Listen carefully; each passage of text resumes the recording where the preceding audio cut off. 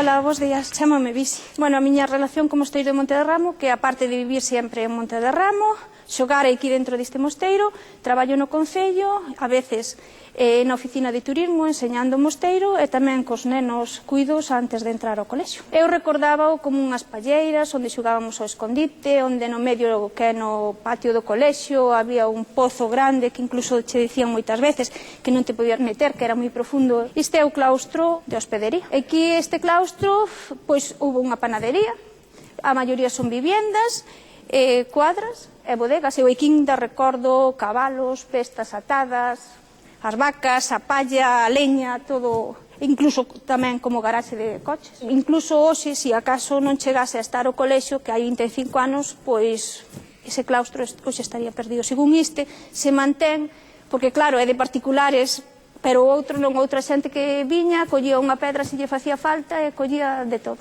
Así está. Hoxe aquí hai un restaurante, da lá vive outra señora, veciños moi pouquiños. Antiguamente dicían que non había ningún burato do monasterio onde non vivise algún veciño. Isto é algo que o que nace aquí é, sobre todo, ver de como estaba a velo agora, algo moi grande. Por esa porta entraríamos ao colexio. É o acceso que teñen os nenos. O primeiro que veríamos sería o claustro procesional, que sería o patio do colexio. Este lugar era aquí onde viñamos a xogar ao escondite. Todo isto estaba rodeado de palleiras, cada un tiña o seu trozo.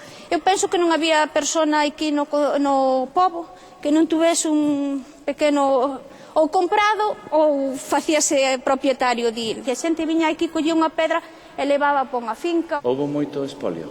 Muchísimo. Vamos hacia arriba. Ora imos á sillería. Podemos ver esta imaxen, que era como se encontraba a sillería hasta o inverno do 2001 que se restaurou. E agora, pois, quedou así. Faltan muchísimas tablas na parte de arriba, labradas. E que a xente, antiguamente, cando isto estaba cerrado, pois viña, collía unha tabla, levaba para casa, ben para facer unha porta, ben para queimar. Pero a xente que levou estas tablas de arriba sabía perfectamente o valor que tiñan e o que se levaba. Chegámonos para ver o retablo. Por il choveu moito tempo.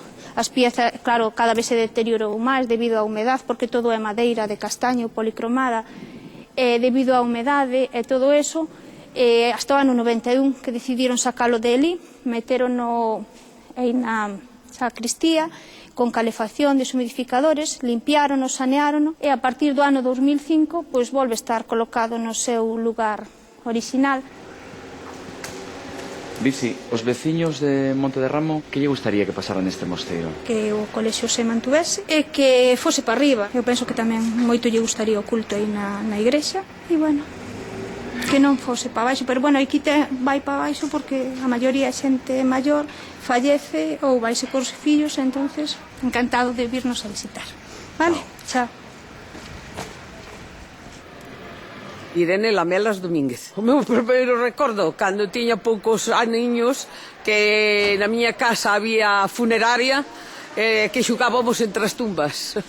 Non tiñamos medo. Cada un tiña a súa casa, aí houve un café. Cando veo a televisión, íbamos a vela aí porque era a primeira televisión que había. Eu dicía que vivía nun mosteiro e chamaba a atención. Eso de que eu vivira nun mosteiro, dime que privilegiada. Son privilegiada porque as paredes que temos na casa non as hai en ningunha casa do pueblo. Isto foi vendido a trozos porque na desamortización quen vendeu foi o Estado, vendeu un que lle chamaba Seico Torero.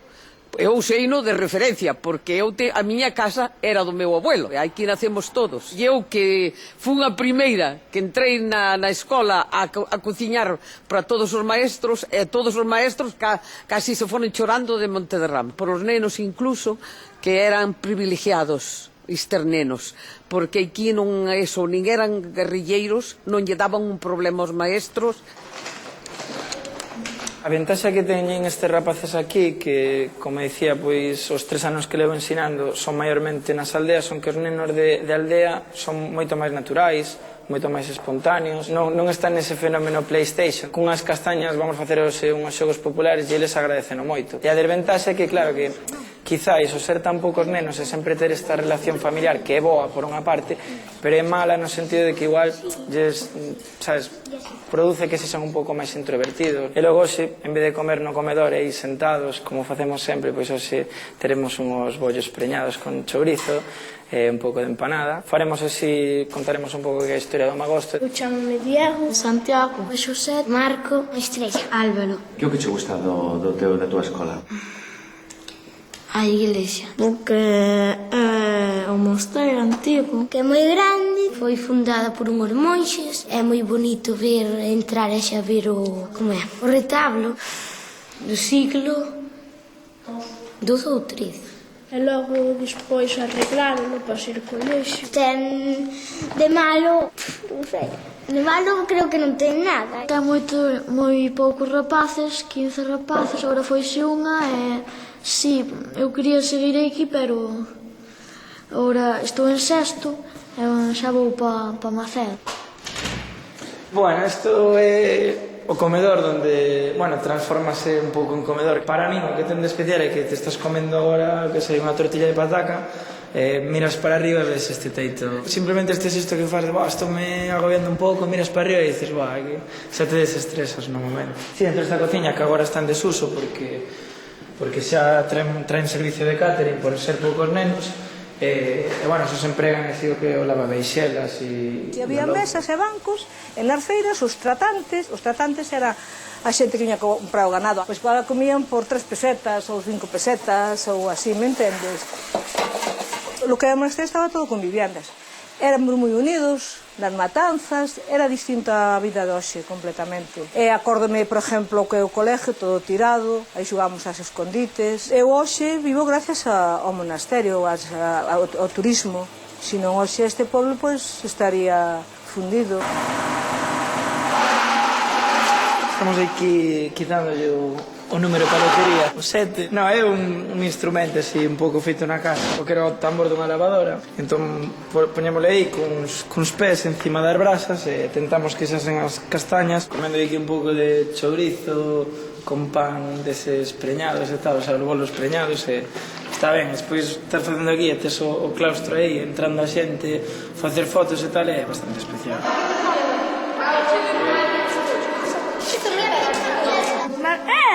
Se cuadra non é moito, pero un pouquinho. Pois como bocadillo, É fácil, só le quitar a pellla e a cousa que ten fora e comelas. É fácil así. Que me carajo. Trouxas unha rapaza, o trouxolles o pai. Como vos gustan as castañas? Pasadas, claro. Cocidas como vos gustan? A min si... Eu nunca as probei.